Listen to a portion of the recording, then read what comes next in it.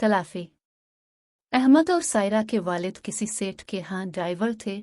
उन्होंने सेठ साहिब से 3 लाख रुपए कर्ज मांगा था ताकि वो सायरा की शादी कर सकें। सेठ साहिब ने अहमद के वालिद साहिब को 3 लाख रुपए दे दिए, जो हर महीने अपनी तनख्वाह से कटवाते थे। 6 महीने बाद अचानक अहमद के वालिद को दिल का दौरा पड़ा और वो वफात पा गए। वालिद के इंतकाल के बाद उनका कर्ज चुकाने के लिए उसे वालिद की जगह काम करना था। अहमद गाड़ी चलाना नहीं जानता था, इसलिए इसे सेठ के घर के सारे काम करना थे। कर्ज की रकम बड़ी थी। अहमद को सेठ साहिब के यहाँ 24 घंटे काम की गरज से रहना पड़ता। वो अपने घर के सारे काम अहमद से ही करवाते। घर की सफाई सुथराई, झाड़ पोंछ, बर्तन और कपड़े धोना, हत्ता के माली का काम भी अहमद से ही करवाते। अहमद की वालिदा हफ्ते में 1-8 बार बेटे की खैर खबर लेने सेठ के घर आ जाती।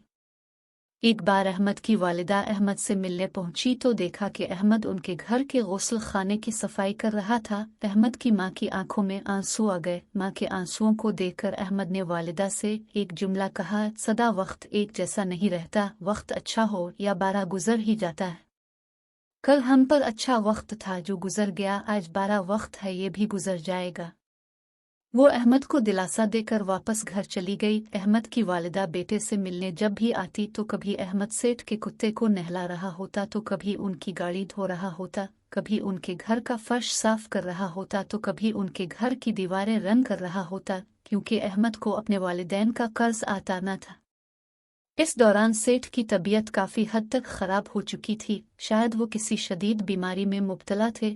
घर वाले उनकी इतनी फिक्र नहीं करते जितनी देखभाल अहमद करता था। कभी उनके पांव दबाता तो कभी सर दबाता, दवाएं उनको वक्त पर खिलाता और उनको हुआ खौरी के लिए भी लेकर जाता। लेकिन सेठ साहिब की हालत रोज बरोज बिगड़ती गई। सेठ साहिब ने एक वसीयत तैयार करवाई जिसके मुताबिक अहमद के घर का कर्जा माफ हो जाएगा और जायदाद में से एक मकान और एक दुकान अहमद के नाम होगी। ये वसीयत सिर्फ सेठ साहिब और उनके वकील के दरमियान थी।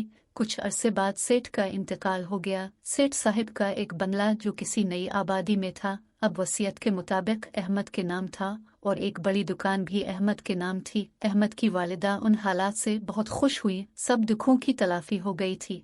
वो पिछली तमाम परेशानियां भूलकर सेठ साहिब की मगफिरत के लिए दुआ करने लगी।